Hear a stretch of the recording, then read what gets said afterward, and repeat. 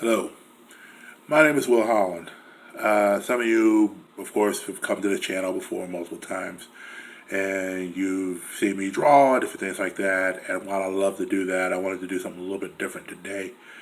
And that is this. I wanted to give you a little bit about me that you may or may not know. So I thought I'd just share with you for a little bit. So, first things first, I was born, raised in a small town in Tennessee.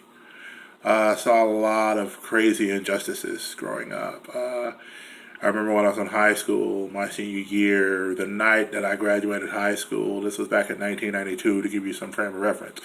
Um, a buddy of mine called me about midnight, which, I mean, nobody called my house at midnight unless there was an emergency. And so I got a chance to find out what was going on. My mother got the call initially, and then she woke me up. She was like, "Hey, you need to get on the phone." I said, "Your friend is on the phone and needs to talk to you." I was like, "Okay." So I got on the phone, and of course was like, "What's going on, man?" And he was like, "Man, there's a cross burning in my front yard." And I was like, "Wait, a cross? Like a cross? Like I didn't understand." And of course, we didn't have cell phones and stuff like that back then, so you really couldn't go and snap a picture. But he just said, "Yeah, there's a cross burning in my front yard right now in my home, and because apparently my mom got married, remarried, and it was to a white teacher that teaches in Memphis, Tennessee." And so they were on their honeymoon, and apparently they found out they were coming home tonight, so they wanted to make sure this cross was burning. And sure enough, as he was on the phone with me, his mother walked through the door, and so I heard her just break down in tears. And Chris was like, "Hey man, I gotta go." And so I was like, "Okay, man, let your mom and them know I'm praying for her. Let her know, if she needs us to call us, anything like that." Um, and I didn't understand that. Really, I didn't. I didn't understand that level of hate. I grew up in a small city where, as far as I know, they don't do mixed proms. As a matter of fact, the day that integration went and became official, they had an emergency school board meeting and they canceled the prom, basically saying we don't want our kids going to school with these black kids and at dances and having proms with them. And so, as far as I know, it's still in the books that they're not having proms. Now, some of the kids at different times they have come together and they've raised money, but the school had nothing to do with it. The school wouldn't have anything to do with it because of the bylaws and their guidelines. And so, in addition to that, just a few things that are funny about me. This is the first mask that I made.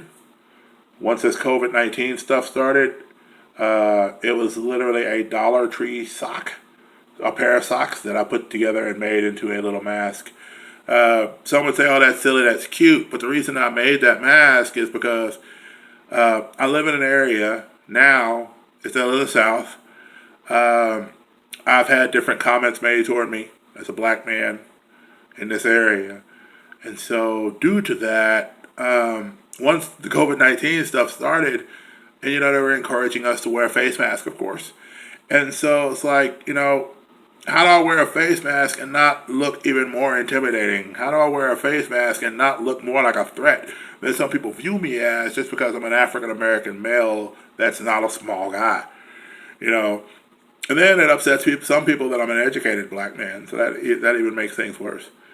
But I made that mask primarily so that if people saw it, they would think of something cute. And they wouldn't think of me as a black man wearing it. So that's part of the reason I made that mask. I have other masks of different colors and different shades now. But at the time when all this stuff started, I knew I needed to make something to help try to lower the spread of COVID 19. But also, again, not to look like something that was a threat. I remember the first time I walked in, I think I just had a bandana across my face. The first time I went out shopping when all this stuff went down. And I had more people, even people with masks on, that understood the limit and why they were doing it. They wore those masks and they stared at me the whole entire time. Like people followed me around the store to make sure I wasn't doing something crazy. And at one point I overheard a lady say, "Why is he wearing a mask?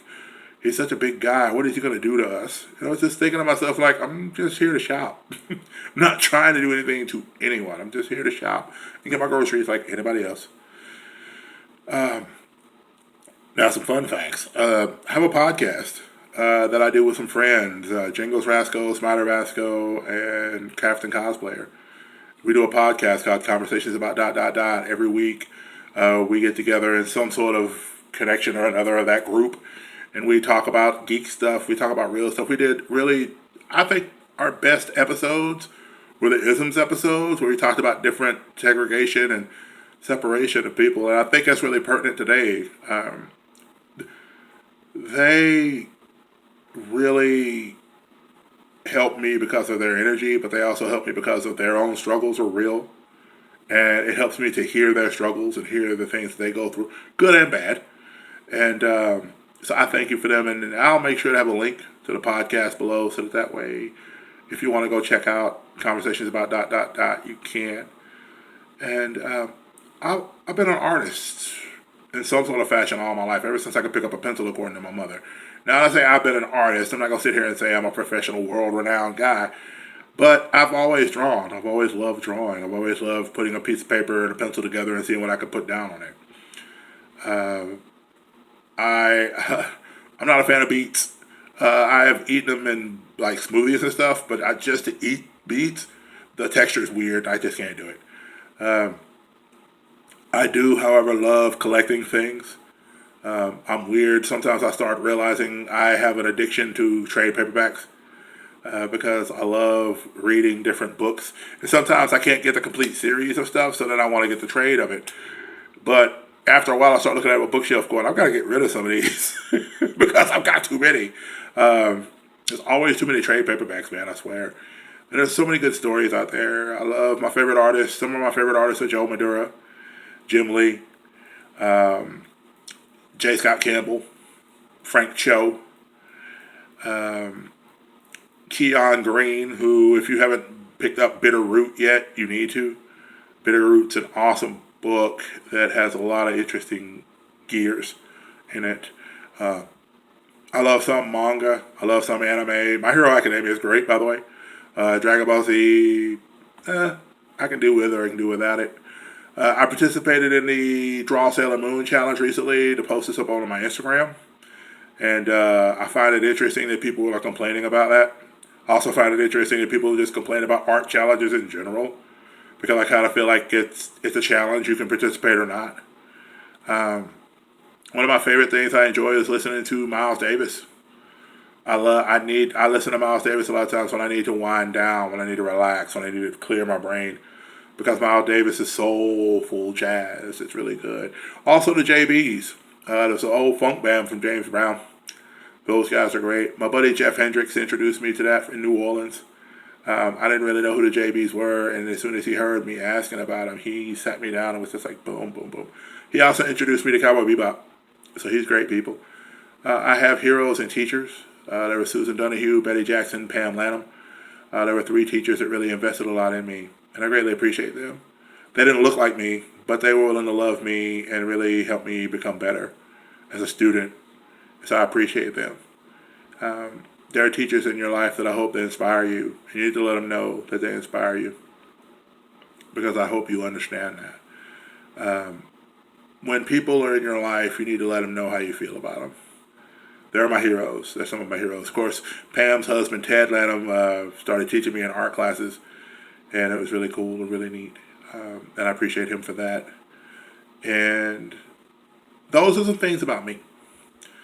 Now, why did I put all this out here? Why did I do this? I could have done this in any other format. Why did I do it this way? I saw a video where a guy basically kind of voiced who he was as a person. So I want to kind of wrap this with this. My name is William Holland. I'm a Christian. I'm an African-American male. I'm a proud black man who was born from a very proud black mother, who was raised by not only a great dad, but a great stepdad, who loves people, no matter who they are. I always believe the modicum of respect is given and respect is earned. So I always have to give respect to get it. And I hope that other people will see that kind.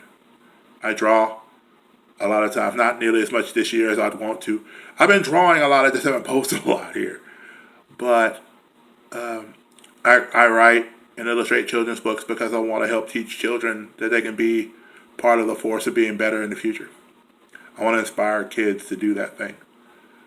And I hope that I can. I really do. That's my dream, is to teach others how to be better. So, thank you for taking the time to listen to and watch this video. I appreciate you greatly.